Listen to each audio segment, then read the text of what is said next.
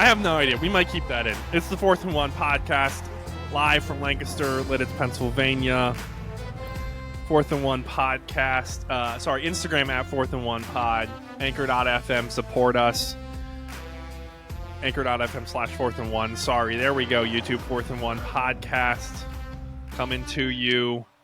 As always, Lancaster, Lidditz, Great White North. That's the joke I wanted to make for Robert. As always, we have Robert, a.k.a. X-Ray Gun. We have myself, Admiral. You like that? Admiral. That's my nickname. And as always, the most interesting person. White wall could be a human being. The most interesting person on this podcast. If the worst Meryl Streep movie was a person, it's Micaiah, a.k.a. Captain Boring. I've never seen a Meryl Streep movie, I think. Yes, you have. I don't think so. Because the worst Meryl Streep movie is like A River Runs Through It or something like that. And Mom made us watch that like once or twice, and it was a really bad movie. And like 6-year-old Simeon knew it was a really bad movie when I watched it. And that's saying something because my taste in cinema was 3-2-1 Penguins and Larry Boy. So...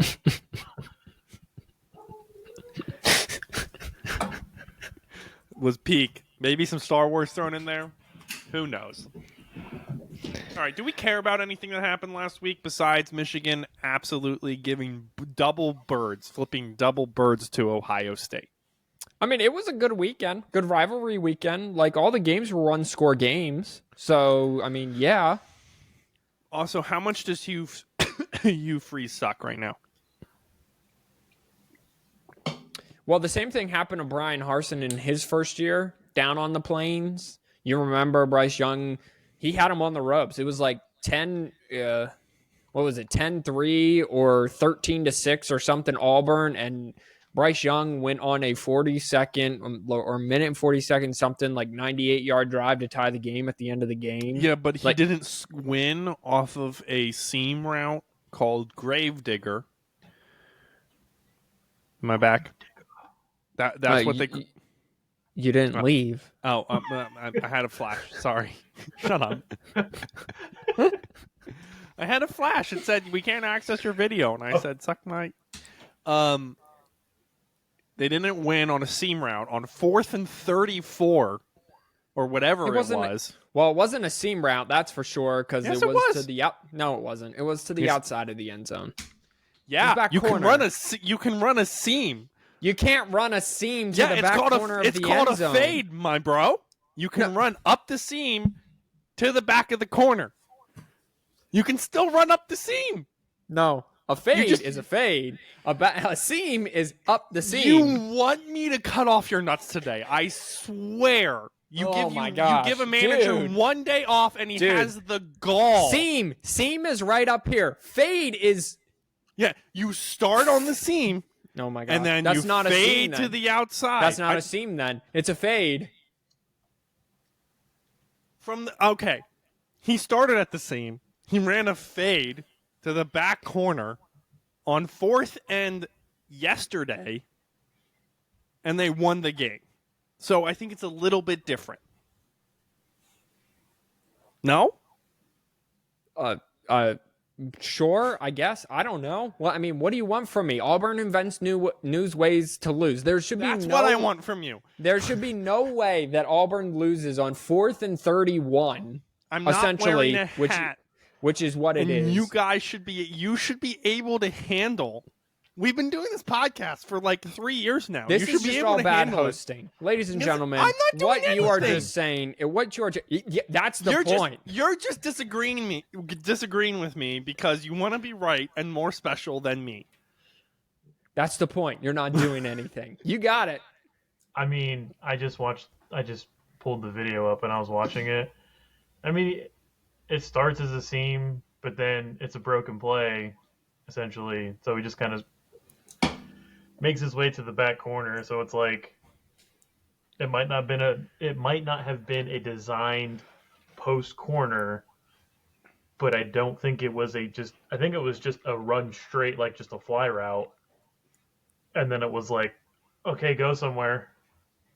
And he just kind of broke off to the corner. So, I mean, We'll call Look it at an that. option route. I'm kind of right sometimes. Or maybe it was just a seam route and then a broken play. There is, plain and simple. I mean, I wake up in the morning, I piss excellence. Either way, it was called Gravedigger, which is a great name for a route. It's also the name of a monster truck, I think. I think you're correct Buried about that. my hopes and dreams. Yeah, I was really kind of hoping Auburn would pull out. We really haven't had the shocking upset this year. And I was hoping... You deem this... What did you deem this year as? I termed it the year of the almost upset. Yeah. Because we've had a bunch of almost upsets, but like Auburn had Alabama 4th and 31, 4th and goal from the 31, same thing, and didn't get it done. Georgia was in a one-score game. Georgia Tech played them really hard. Florida State probably should have lost to Florida, but it's Florida. Washington definitely should have lost to Washington State. Did you guys see the 4th and 1 play call with the end around to Dunze on 4th and 1 from their own like 28-yard line? Washington ran. No.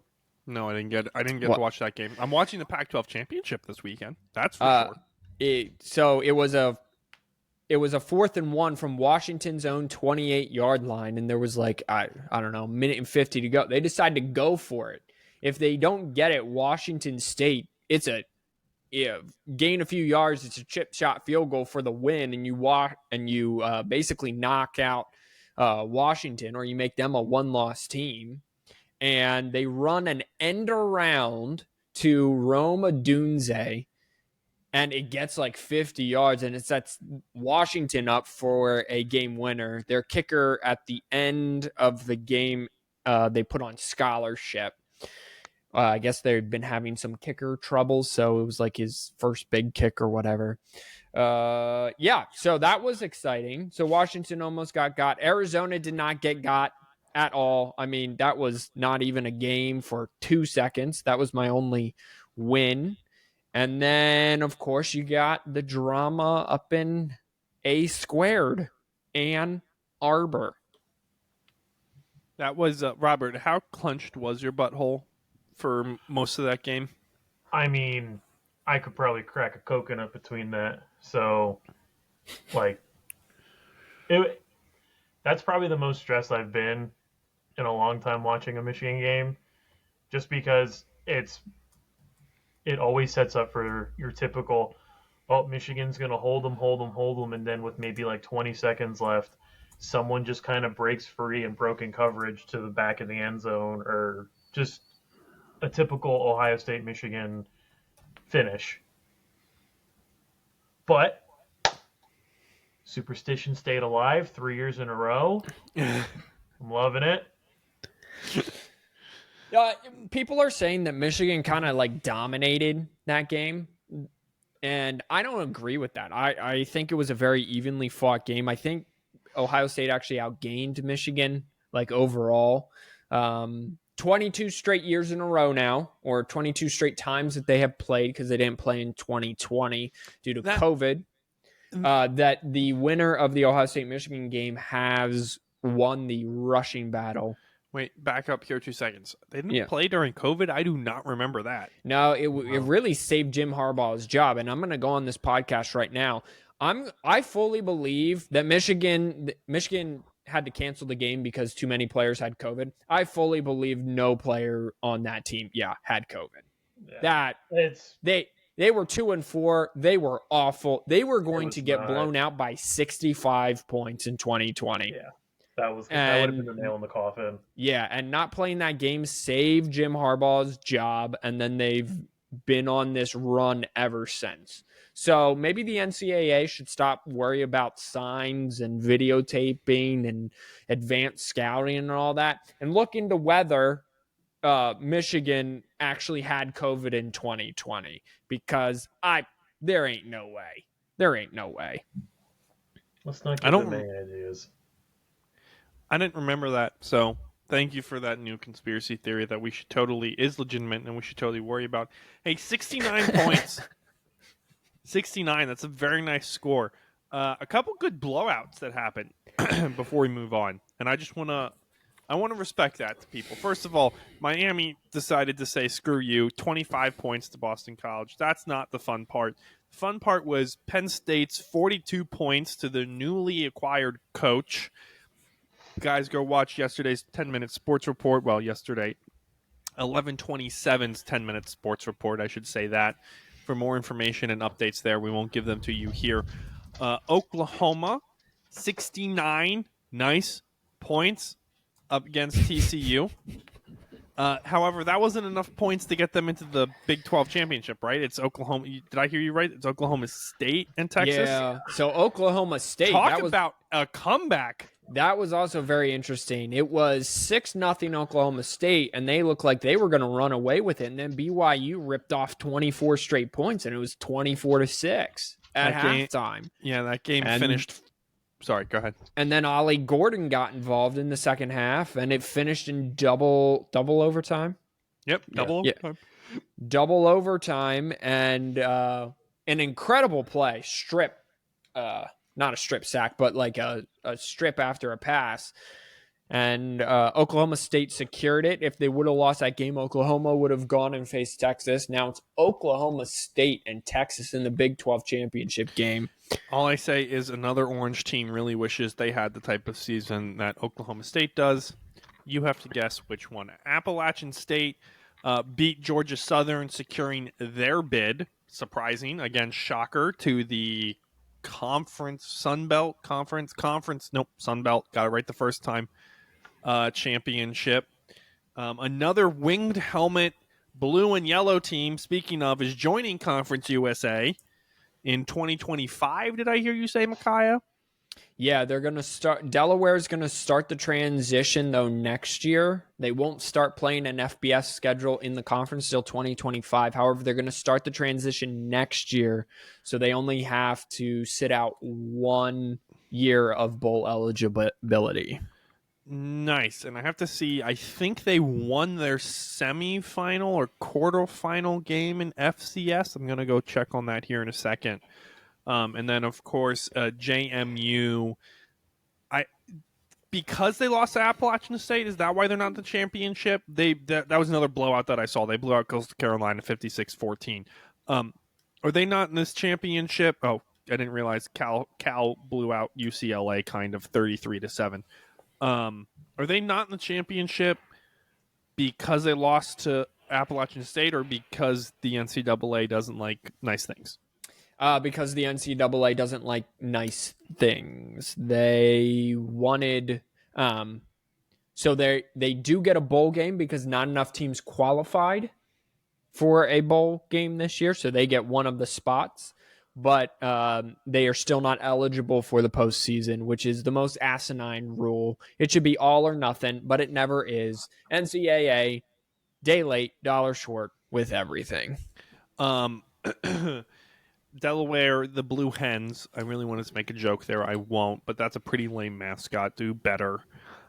Beat Lafayette 36-34, and Nick Minikuchi.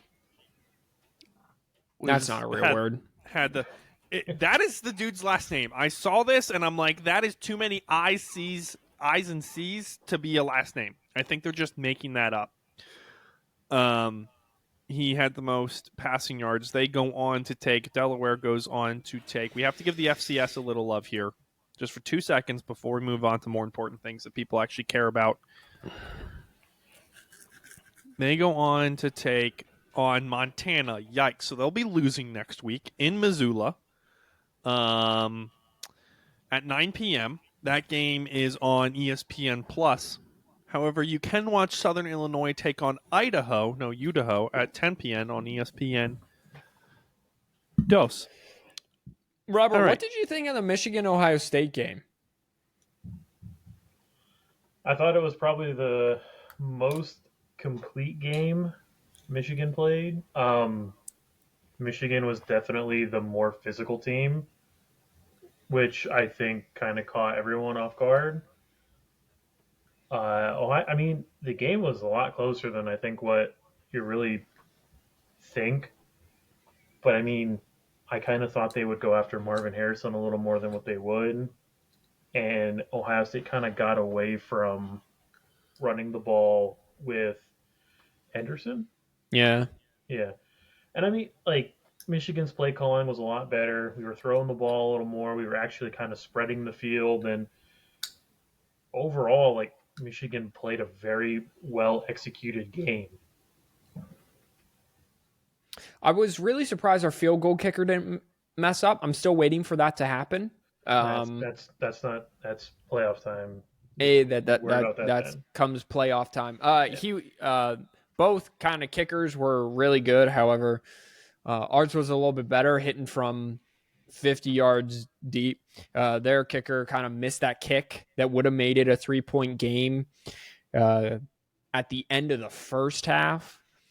Yeah, I felt like Michigan kind of just punched all the right buttons. And if I'm going to say that James Franklin is terrible in big games, I'm going to start saying it about Ryan Day, and the stats back it up. Against AP top 10 teams, he's 1-6, I think.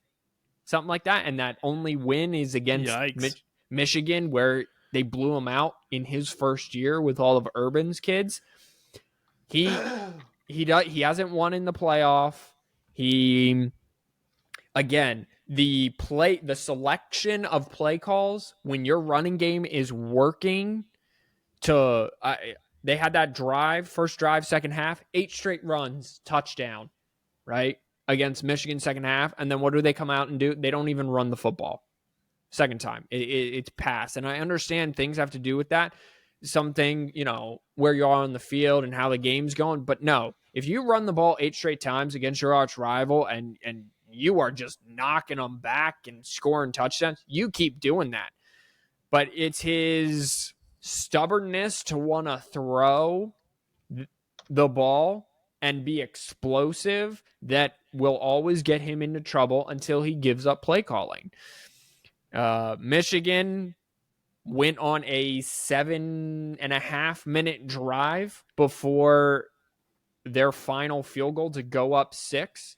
That it was just a classic Michigan drive. It was run, little pass, run, and Corum was huge. He was finally healthy, 23rd birthday, 22 carries, 88 yards. He had the big touchdown in the third quarter after Zach Zinter went out. But I think the game kind of really changed from Michigan running the ball, Robert, as you and I kind of have talked about, when they finally decided to run off tackle a little more and not just right in between the guard center guard combo. I don't think I would put Ryan Day in the same conversation as Franklin. Why not? They have the same amount of top 10 wins. Yeah. You look at he's 56-7. Yeah, he's 1-6 for his top 10 teams. I'm saying in big games. I'm not saying overall. No, Ryan Day is a much better coach overall than James Franklin.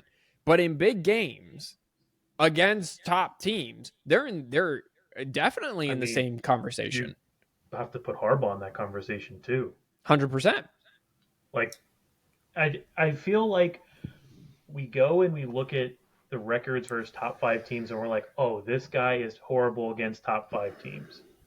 And I feel like that is not you look at it and you're like, and you say that they're bad or they can't win the big game. The only 2 coaches who can win, apparently, or the only 2 that you can say that can win the big games are Kirby Smart and Saban. Those are the only 2. Because those are the only 2 that are actually going to have a record that's better, that's actually like in the plus side. So I would rather look at top 25 because that's more realistic in the grand scheme of things. Because if you can go positive in your top 25s, you can live with that. Your top 5s are only really ever going to come in like your playoff time, or for like Michigan and Ohio State. Michigan and Ohio State are only ever going to play a top 5 team at the end of the year when they play each other, or the one-off with Penn State when they're not sitting at 10 or 11. I just think that people put Ryan Day into this elite coach category, and he's not. I mean, and you could say that about you could say about Harbaugh too. I mean, I'm fine with that. I mean, Harbaugh has 1 bowl win in his tenure, a single bowl win, and that was his first year against Florida at the end of the McElwain era, where Florida just rolled over at anyone and anything. Like, I understand that, and I'm all for that. If you want to have that argument, that's fine. But again, he's winning games that he should at Ohio State, but he can't win big games. And if we're going to do it with Franklin, it's only fair to do it with Ryan Day. I don't know, because Ryan Day only loses really one game a year so far. And Franklin only loses 2. Yeah, but after 3 years, that's 6. So if we look at the last 3 years, what's his nuts? We'll say Franklin's lost 6, and Ryan Day's won 3. Yeah, that's only 3 apart, but Ryan Day's also winning bowl games, winning trophies. But he's not winning bowl games. He's not, though. Yeah, they just whipped Utah's ass last year. 2 years ago. They lost to Georgia 2 years ago, but yeah. But yeah, they win their bowl games. Penn State wins their bowl games most of the time. Correct me if I'm wrong. I think that's the only bowl game Ohio State has against Utah. That's the only bowl game that Ryan Day has won at Ohio State. Well, yeah, because they're going to play tougher teams. So every team that goes and plays against Georgia or Alabama, they have to have bad coaches because they're not going to beat a top 5 team. They can't coach the big game. Well, he lost to Clemson too. He lost to Clemson. It's not, if it was just Bama and Georgia he was losing to every time, yeah, I got you. I'll back you up any day. But he's not just losing to Bama and Georgia, right? What was like Clemson, Franklin's only losing to Michigan and Ohio State. That's the only 2 teams Franklin's losing to. I don't know. They lost to Kentucky before. Kentucky? Yeah, it was a bowl game. Oh, okay. All right. Can I cut in here finally? I don't know. Can you?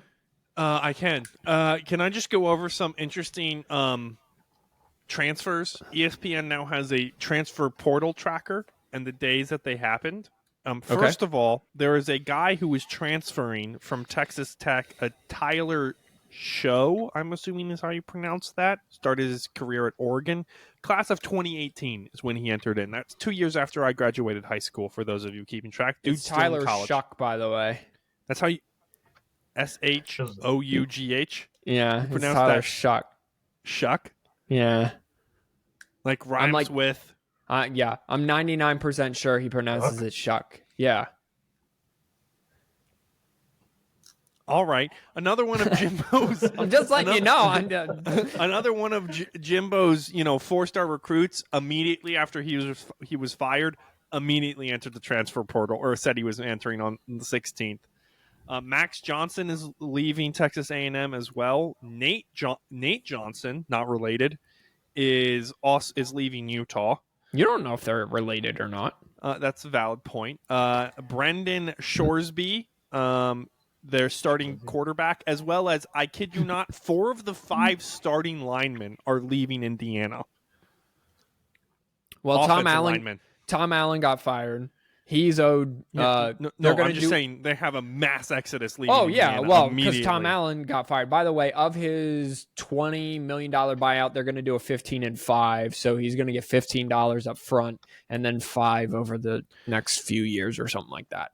So, but yeah, I mean, Tom Allen was really the only thing holding that program together, and it wasn't doing a great job of that. I mean, Michael Penix got him that contract extension. Kalen DeBoer got Tom Allen, that contract extension at Indiana. Like, Indiana was not good, and then they had one good year with Michael Penix and Kalen DeBoer, and then they both left for Washington. Kalen? Really? Yeah, he was the offensive coordinator at Indiana. No, that was his first name. For some reason, I thought he had a different first name. I've been calling him Kevin DeBoer most of the year, but I only found out like 3 weeks ago it was actually Kalen DeBoer. Oh. Well, my bad. Well, Caton Hauser and Sam Levitt are both leaving Michigan State. Will Rogers is leaving Mississippi State. Blake Shappen is leaving Baylor. Will Howard and Tyshawn Ward or Trayshawn Ward is leaving Kansas State.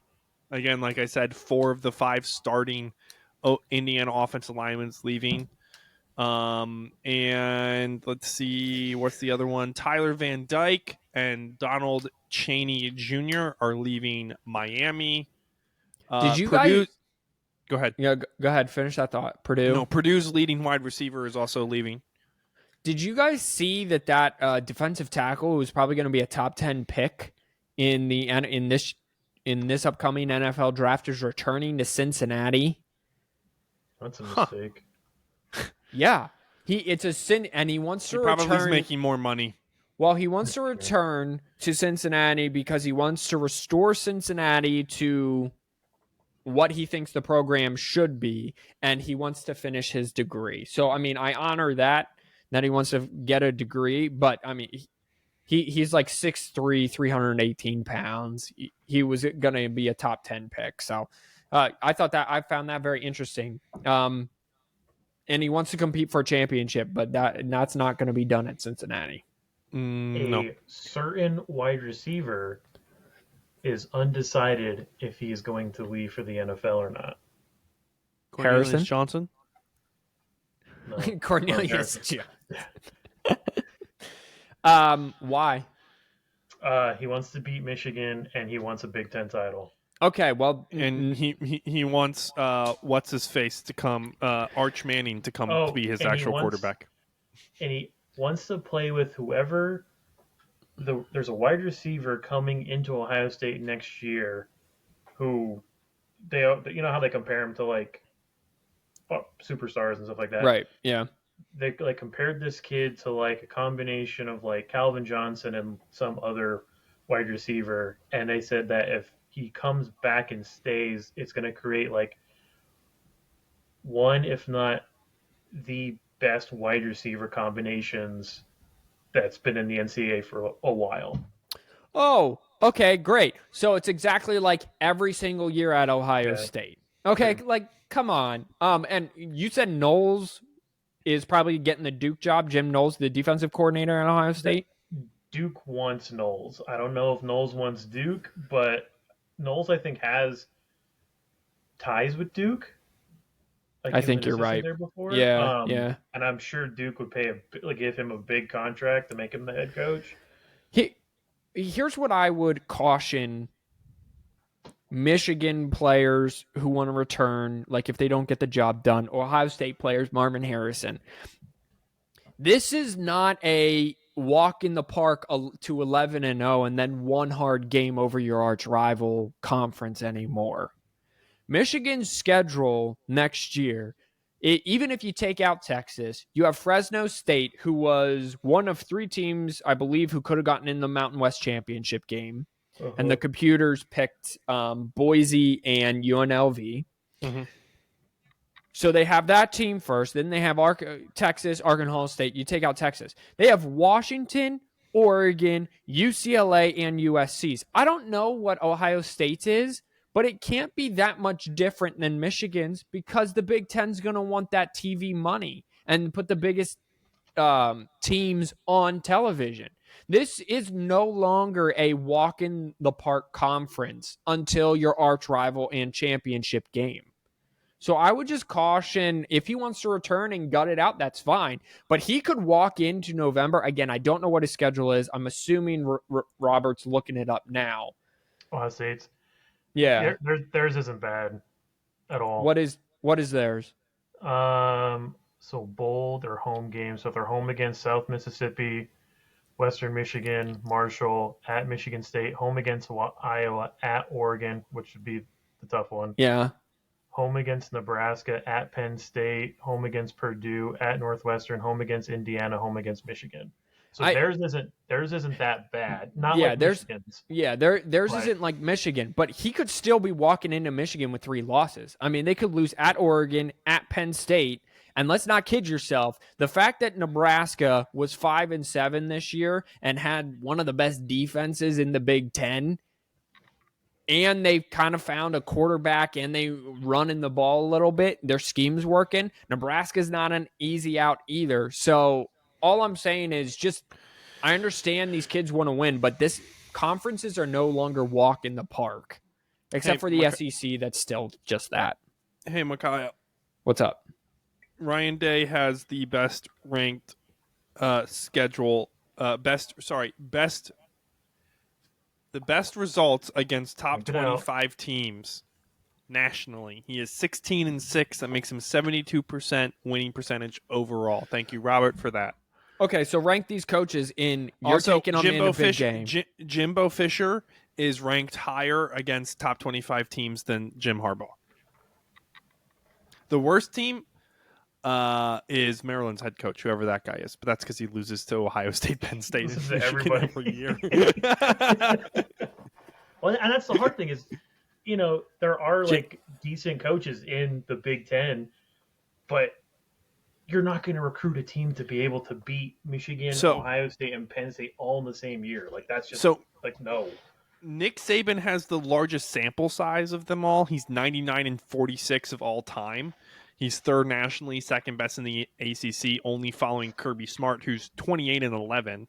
So here's a great example. It's kind of weird though, or it's not weird. Chip Kelly is 55% all time. Are you telling me you'd rather take top 25 teams? Yeah. Are you saying you'd rather take like a Chip Kelly into a ranked matchup, a team who just got blown out? Granted, didn't he get fired? Chip Kelly at Oregon? Yes. Chip Kelly at UCLA? No. I'm telling you, I would not. If you had me pick, how about Brian Kelly? 51%, 33 and 31. Listen, I would take Brian Kelly before Ryan Day. I mean this with all love and due respect. You're delusional. No, I'm not. I'm not, because you I get your argument. I understand what you're saying. Because I'm just saying, like, statistically. Because also, let's look at the inflated numbers. Fine, you want to talk about this? All whatever the stats you're looking at have to be inflated. First of all, look in the chat. It's this link here in the chat. Yeah. Whatever the AP ranking are against the top 25 teams that they lose, we also have to take that into effect. Because, Robert, you've been saying all year, Notre Dame doesn't belong in the top 25. Notre Dame doesn't have an offense. That's a win for Ryan Day. That's a win for Ryan Day. It is, but a win not. for Ryan Day. But it's not a top 25 win. He's not playing. I can't believe we're arguing about this. He's not playing Notre Dame every year. Second of all, no, most of their wins come against divisional opponents and conference opponents who are ranked. It's not their non-conference games that they're winning. You can't say that for the SEC. You certainly can't say that about Kirby Smart and Nick Saban, because we know they only play cupcakes when they're in non-conference. Except for Alabama, who has a much better record this year and a bigger chance of getting in the college football playoff because they played a non-cupcake. That's beside the point. If you wanted to hear that, you'd listen. More people would listen. All I know is that Sharon Moore has the exact same amount of wins over top 10 teams as Ryan Day does. This year. No. What? That's statistic. Robert, is he insane? What? Has he gone crazy? Guys, just say it again. I zoned out and then I heard it and I was like, wait, what? Yeah, because he's spinning Sharon nonsense. Moore has the exact same amount of top 10 wins as Ryan Day. This year. No. All time. Because you're discounting Notre Dame? Oh, my gosh. No. Notre Dame wasn't a top 10 team when they play. Ryan Day has one win over top 10 opponents. Oh. I see what you're saying. Yeah, you're still wrong. Oh, my gosh. I don't get... So you're changing it from top 25 to top 10? Oh, my gosh, ladies and gentlemen. I said top 10 from the get-go. You guys changed it to top 25. Because that's what makes sense. No, it doesn't. Yes, it does. No, it's... Oh, my goodness. College football is about winning at the elite level. 1 through 20 makes sense. 20 through 25, I don't care. You can throw your grandma ranked 25th nationally. I really don't care. but it's at least a valid win. Chip Kelly's wins Sure, it's are a just valid as win. It's not an elite win, though. I'd rather take Ryan Day. No matter how much I hate the man.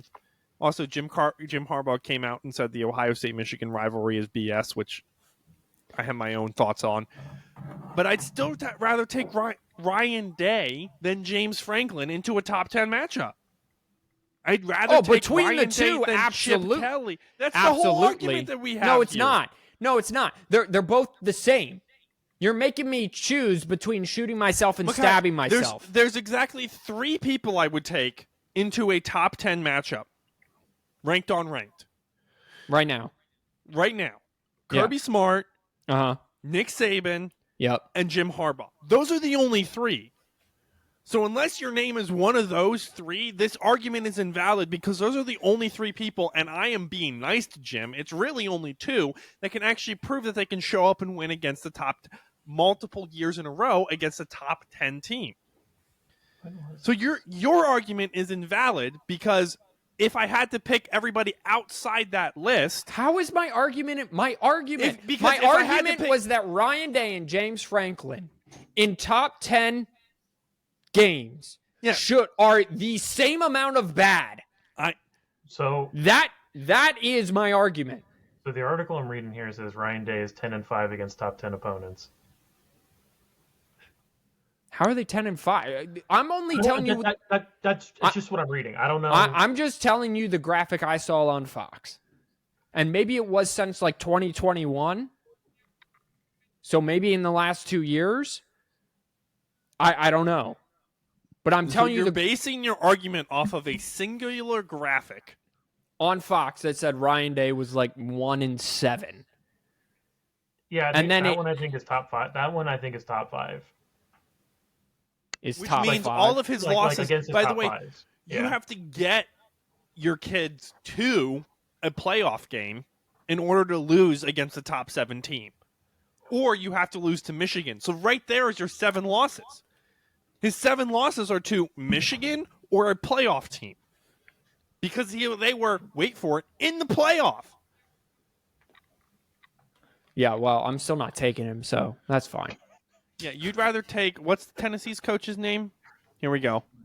Heupel? No. I mean, I'd rather take who is 53%. He's 8-7 overall against top 25 teams. I'm with you. I'm with you, Simeon. I would take 2 people. I would take Saban and Kirby, and that's it. Those are the only 2 that have proven themselves to be able to beat a top 5 team consistently. And if you want to say Ryan Day and James Franklin are the best, I say here's this. You guys aren't going to be beating Michigan anytime soon. Just switch coaches for the next 5 years. You're going to get the same result anyway, according to Penn State Micaiah. would get Penn State. I mean, yeah, kind of. They would. Exact same result. You're right and wrong at the same time. That's what I do. You're exactly 50% right and 50% wrong. Yeah. Oh, dear Lord. All right, let's look at the games. By the way, I feel bad for no one wants to go to New Orleans. No one wants to go to New Orleans. It is a $23 ticket to go watch very, very good American Athletic Conference, football in New Orleans, in Ullman Stadium. $23. It is $26 to go see Liberty blow out New Mexico State in Lynchburg, Tennessee, which, by the way, for those of you keeping track, is in the middle of nowhere. Yes, it is very pretty down in Southern Virginia, but I don't get it. We're going to start with the boringest games, go up to the most hype games. Once we get to like 5 left, we'll have an actual interesting conversations. I'm starting with, as the college football predictor has it on ESPN, with a 93% chance to win, I believe, according to the Football Power Index. Michigan versus Iowa, which, there they are, 8 p.m. on Fox. Also, ABC being a little slut out here with their games. They have 4 of the 10 championship games that are on this weekend. So they're being a little slut out here with their games. Michigan at Iowa, that's not the case. They're in Lucas Oil Stadium in Minneapolis. Tickets for as low as $56. before we start off, sorry, we have to give you the odds here. And if I was good at my job, I would have had these pre-launched. 92% chance to win. Sorry. Odds via ESPN Bet. Spread is minus 23. Over under is 35.5. Micaiah, Robert, since you're paying attention and ready to go, what you got here? This game's going to be interesting, but I still think it's going to be the most boring over the weekend. I mean, I would take Iowa plus 23, but the over 35.5. I think it's going to be a weird game. It's going to be like Michigan's going to win, but it's going to be like a weird, like Michigan's going to be in control the entire game, but it's going to be close enough that it's like you really don't know if they're just going to like pull ahead at any point, but Iowa's really not going to threaten them. So I just think, I mean, Michigan's going to win. I think it'll be less than 23, but I just think it's going to be a goofy game. Micaiah. Sorry, I'm reading this like Ryan Day article. Yes, I am back on this. And they don't have the loss to Oregon in there, so I just want to know how legitimate that is. Anyway, it doesn't matter. Oh my gosh. I'll take the 50% right as I'm right 100% of the time.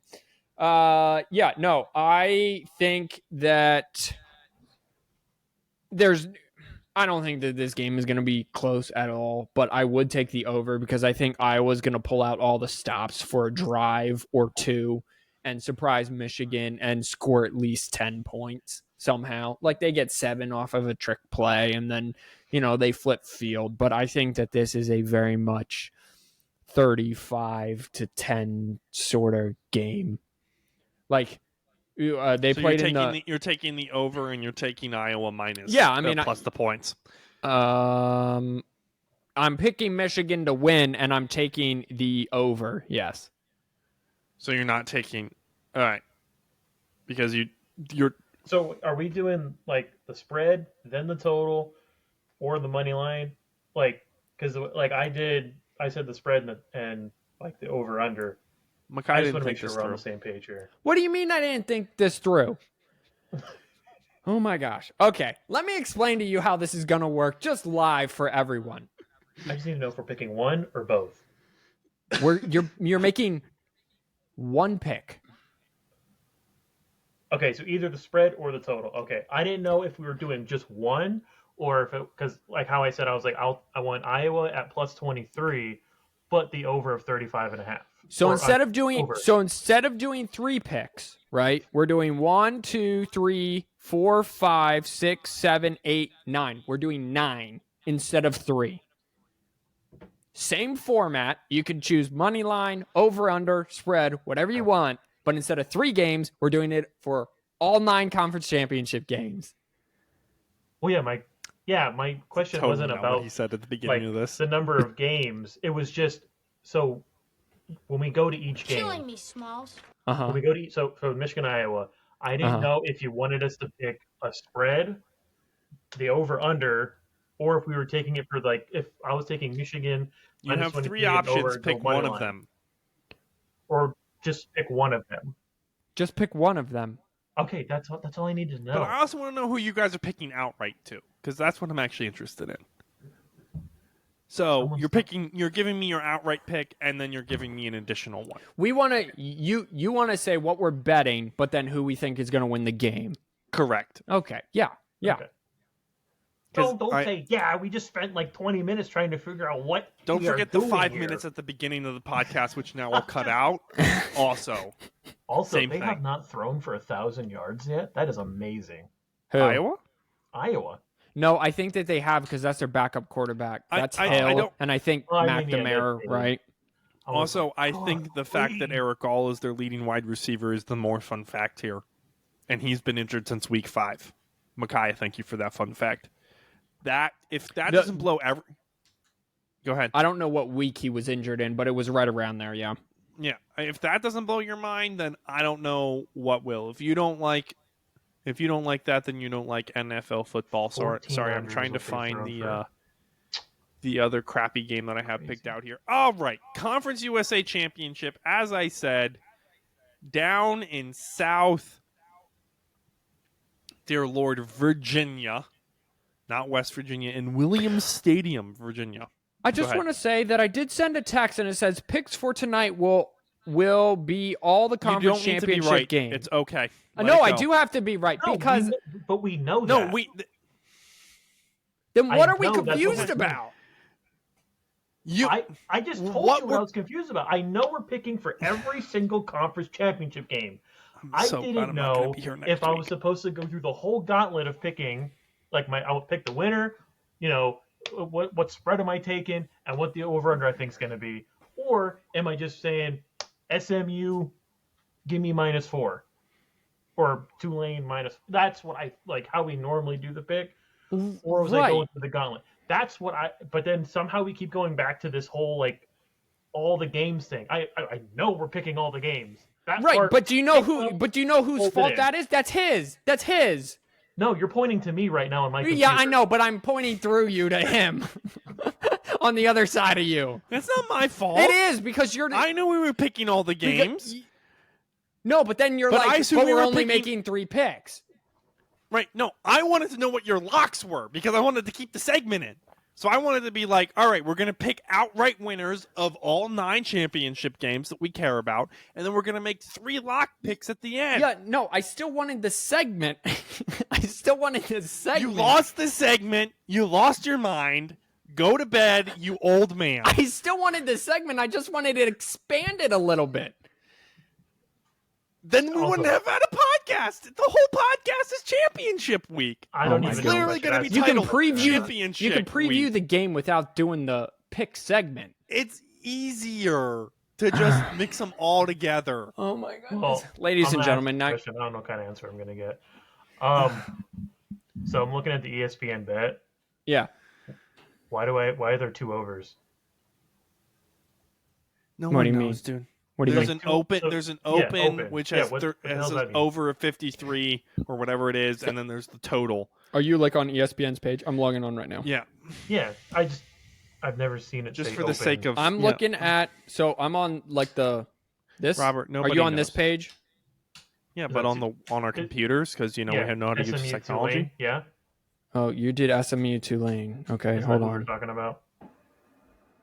Well, No, I literally we were just. talking about Michigan, Iowa. Yeah, we got past that. I only have Tulane and 1 over under. I have Tulane -4 and 1 over under of 47.5. I'm going to kill both of you. You're the one doing a bad job at your job. What did I'm just I trying to haven't done figure a out- thing. Okay, What- you didn't I'm just understand trying to what I was figure out. saying. I still don't, Micaiah. Robert doesn't know what you're saying either, Robert to be does know. fair. Robert, do you know what I'm saying? I am here for this ride, and I'm buckled up, and I'm just trying to figure out why I got 2 overs on my damn screen. Are they different Now- or are they the same? Yes, No, they're they're different. The one for New Mexico State and Liberty is 2 different. Is 2 Yeah, they're points different. off. All right, let me pull it up on my computer. I'm pulling it up right now because. Tulane SMU is literally 5 points. Well, now I want to experience this for myself, so I'll pull it up. I'm pulling so it up right now. confused. All right, Micaiah, what is your pick for the Big Ten championship game while you're pulling it up? I already gave it. All right, guys, it's gonna be Michigan. I'm gonna take Iowa plus the points. I don't know. Again, I have no idea what Micaiah wants, and I'm taking the over as well. I have the over and Michigan winning. No, I said that's that like fine. 5 minutes ago. Yeah, no, I trust that you said it. I don't remember it. Okay, we're moving on to the Conference USA Championship, Southern Virginia. Okay, Conference USA. Conference USA. It's at 7 p.m. on CBS Sports Network, so half of you won't be able to watch it because that requires a subscription. Liberty favored by -10. Over under is 55.5.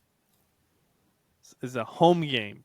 Their quarterback has thrown for 2,500 yards, 29 touchdowns, and 5 INTs. Conference USA. I wonder if it's the betting thing. I wonder if it's like other people's odds, like another casino's odds that they're showing. Like if you go somewhere, like if you go to Caesars or whatever, or Bet MGM, if they would be 53.5 for New Mexico Liberty, but ESPN Bet has it for 55.5. I wonder. I wonder if that's it. Either way here, I think Liberty's undefeated. They're what? 25th. They're 25th team in the country. Yeah, currently. Yeah. New Mexico State's had a great year. They are 10-3, 7-1 in the conference. Simeon, you are right. We are doing this before the ranking College football show. playoff ranking, yeah. So that could change by the time you're listening to it. Very similar passing stats, 2,700, 24. Similar. Liberty likes to run the ball. Their leading rusher has 1,200 yards and 13 touchdowns on the year. Liberty's kind of your typical score a lot of points, give up 3 or 4 touchdowns, and New Mexico State is the same. A little less points. Yeah, score less points, but also allow less points. I'm getting that their defense is kind of a little better than Liberty. To be honest, I have no idea what I'm getting from either of these teams, but all I know is in conference championship games, the underdog tends to fight hard. So I'm going to take New Mexico State plus the 10, and I think I got them for 10.5 on FanDuel. I did get them for 10.5. However, I'm going to take Liberty to win and finish their undefeated season. Nice. I'm going to take New Mexico State plus 10. I'm going to take the over at 55.5. I'm going to take Liberty to win outright. I think they're just going to score more points, but I think it's going to kind of be a little bit of a shootout or close, but watch me be wrong. If it's 56.5, you get the odds of 56 or 56.5. Do not take it. Cutoff is at 55.5. Robert. Well, Liberty and New Mexico State did play earlier this year. And Liberty did win 33-17 and amassed 526 total yards. New Mexico State had 3 turnovers. It was pretty much a rout by Liberty. So give me Liberty minus 10, under 55.5. You literally just described a game that was 55 points, so yikes. You know what, though? 55.5 still gets me a win, brother. Yeah, but that minus 10.5 ain't going to hit. Second time around, no turnovers. New Mexico State going to keep this close. So, can somebody... This game shouldn't go here, honestly, and we're not even going to do that. We'll come back to the Mountain West. We're going to the Fun Belt, or the not-so-fun belt. I don't know. It was interesting. Troy somehow showed up.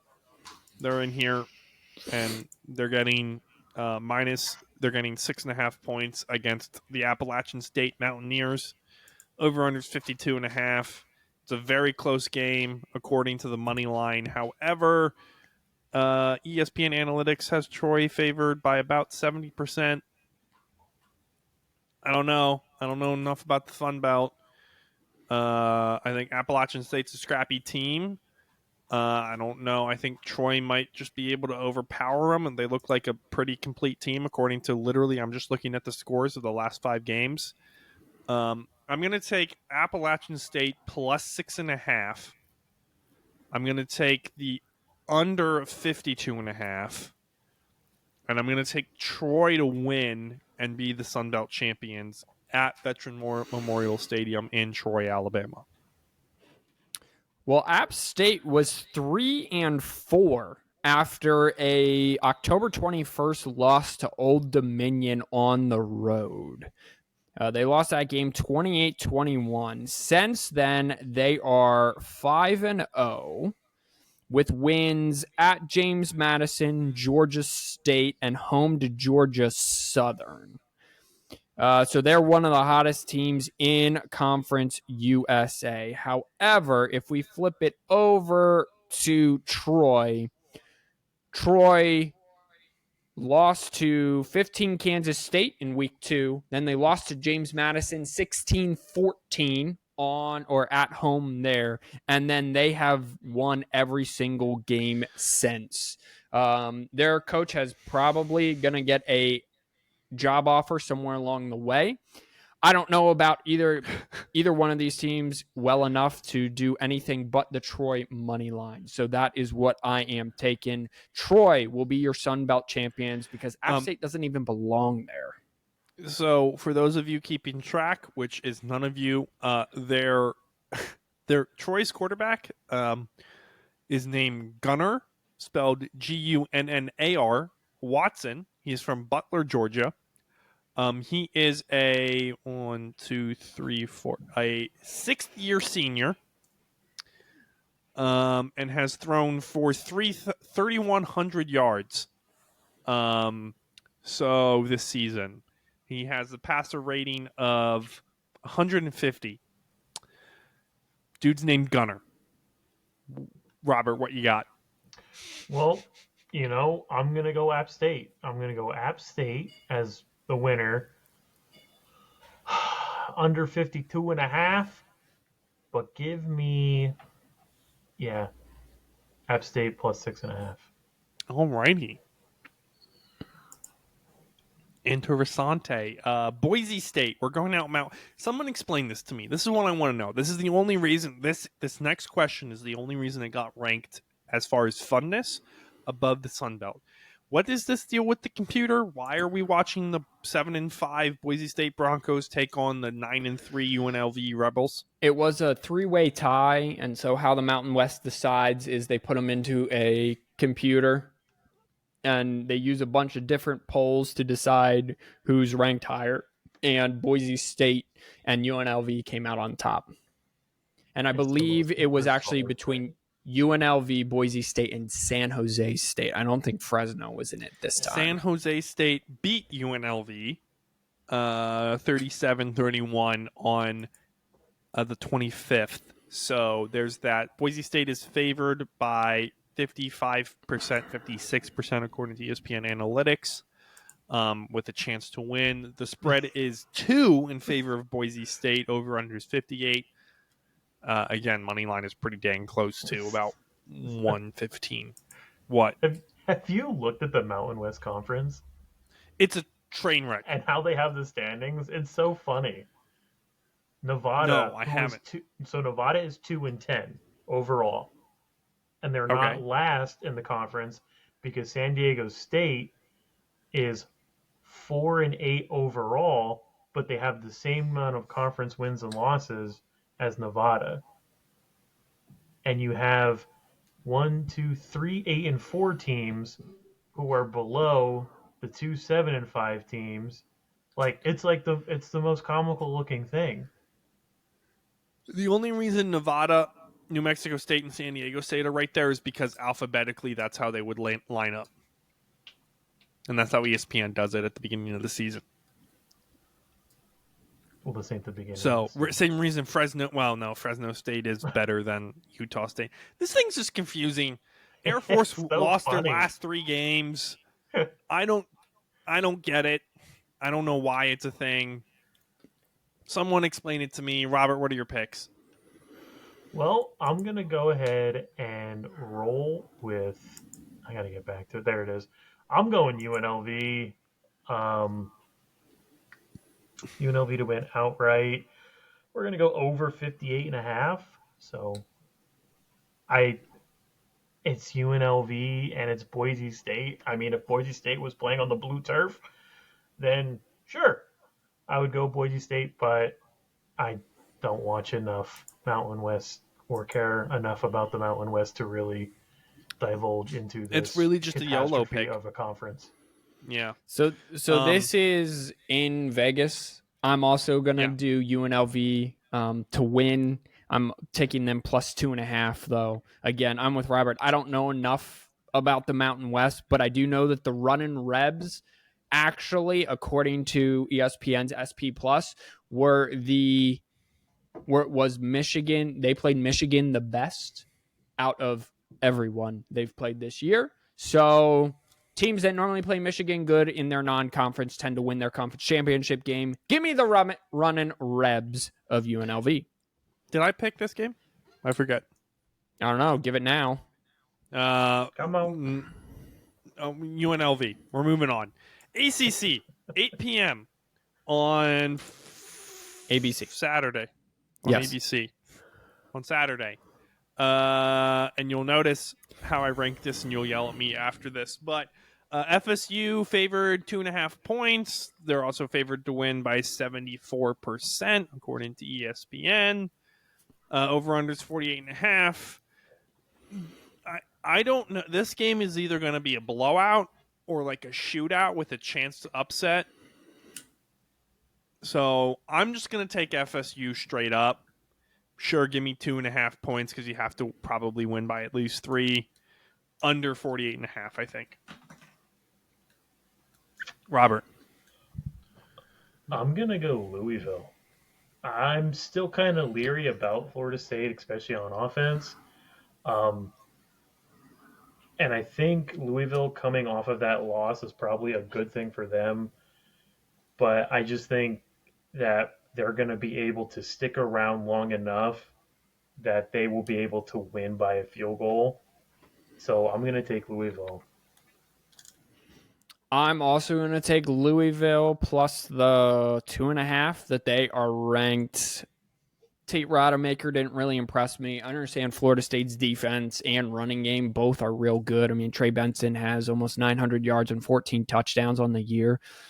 But Louisville's defense and running game, they have a 1,000-yard back in Jordan as well. As long as Plummer cannot turn the ball over or keep the turnovers to a minimum, I think Louisville keeps it close. I don't know if they get the job done. I can't do it because this is the year of almost upset. So I'm going to say Florida State wins on a walk-off field goal by a point, 28-27. It's an the state of Ohio championship game for the MAC. That's right. I think the MAC championship's going to be more interested than the ACC.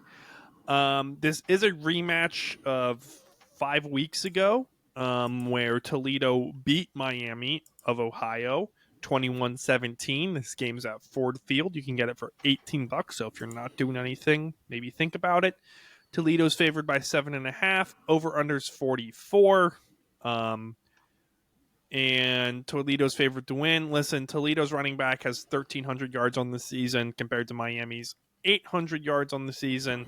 I just think this game's going to be a little bit of a repeat of how it was 5 weeks ago. Again, I didn't watch any of this football.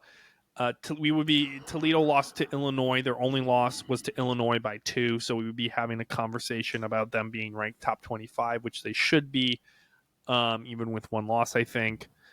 So give me Toledo, give me them. For kicks and giggles, give me Miami plus 7.5, but give me Toledo to win and give me the under at 44. I didn't realize they played 5 weeks ago. I didn't either. It was 21-17 then. I think that when I see repeat plays, it's typically it goes the opposite way of how they previously played. So give me kind of a high-scoring affair. Give me the Rockets to just run up the score. Ever since that 21 points they've scored 31, 49, 32, 32. So obviously Miami of Ohio has a better defense because they held Toledo to 21, then 16, 0, 10, 15. So, but give me a high scoring affair, at least higher than 44.5, but give me the Rockets of Toledo to win. It's only fitting that this game is played in Michigan and they're two Ohio schools. Yep. But I believe I want Miami, Ohio with the plus 7.5, but I think Toledo's going to win this game. I don't see a way really that they're going to stop Toledo, but I think they keep it within 6. So I as well will be taking those Rockets. Oh, did it stop? Come after me! No, there it is. I'm a man! I'm 40! The surprise team. I'm not sure who was more of a surprise, App State or Oklahoma State. Kind of turning around their season. However, they're the underdog by 14.5 points. Over under is 55.5. Yeah, I don't know how this game's going to go for either. I'm not even going to touch the spread or the over under. I'm just going to take Texas. This is either going to be like the Florida State Louisville game, blowout, or going to be a track meet. I don't know. We could see. either way. So give me Texas straight up, Robert. I'm actually going to go with Oklahoma State with the plus 14.5, and I'm actually going to pick Oklahoma State to win. Texas does not do good in high scoring games, especially and Oklahoma State is both giving up a ton of points defensively, but are also scoring quite a lot, except for against UCF where they only scored 3. But I think this game is a lot closer, but it's very high scoring, kind of a shootout. So give me them Cowboys. I am also taking Oklahoma State plus the 14.5, only because the Mike Gundy will motivate his team so that he can say that I beat both the teams that left for the SEC in their final year. The Cowboys also just have been playing just mediocre football since they beat Oklahoma, but they're going to figure it out. I think Texas turnover bug has kind of bit them all year. I don't know that I think Texas wins, but I think that this game is closer than 14.5. It might only be 14, but get me 14.5. Anyway, give me the Cowboys plus a 14.5, but Texas to win. We're headed out west on Friday evening. I didn't know this was a Friday evening game on ABC. The Ducks, the rematch that I'm most excited for, the Ducks taking on the Huskies in Allegiant Stadium. Oh, look at that. They get back-to-back games in Las Vegas. They get a Friday-Saturday game at Allegiant. Don't know how I can't say that stadium. In Las Vegas. Oregon is favored by 9.5 points, even though they lost the first time around. Dan Lanning still should have taken the points before the half. I think Lanning's going to do it, but I think it's going to be a 7-point game, kind of like how it was last. Last might even be like a 4-point game. So I'm going to take Washington plus the points. I'm going to take the under at 66.5. I think that's going to be I think that's a little high even for their last matchup. But I'm going to take Oregon to win outright. I'm going to take Oregon to win outright as well. Again, I've been stamping my feet that Oregon is the better team over Washington ever since that they beat them, and then Washington went on that 3-game stretch of barely beating anyone. So I think Oregon wins outright. I'm taking just them the money line. However, if I was going to bet on something else, I would take Washington plus the 9.5. Yeah, Washington's just been not good. They've been winning, but it hasn't been very convincing. I am also going to go Washington plus 9.5, but picking Oregon to win the game. I think it's going to also be an under 66.5. I don't see how Washington wins this game. Bo Nix for Heisman. Yeah, I think it's going to be close. I think the winner of both these games, this past one that we just picked and this next one that we're picking, punches their ticket to the CFP, in my opinion, even if they have one loss. It's the SEC Championship, 4 p.m. on CBS on Saturday. It's the number 1 Georgia Bulldogs currently number 1 Georgia Bulldogs taking on the currently number 8 Alabama Crimson Tide, or at the time of recording, sorry. UGA is favored to win by only 6 points, over under 54.5. Guys, this is going to be the easiest -6 you take. This is going to be the over under, don't touch it, and it's going to be the easiest outright win you take. Guys, I think this is Georgia by 1,000,000. I don't think it's close. I think Georgia's going back for the 3-peat this year. I also have Georgia winning the SEC title game and punching its ticket into the number 1 seed. However, I think it's a high-scoring affair. I think it's over the 54.5. So I am taking the over, and I'm taking Georgia to win.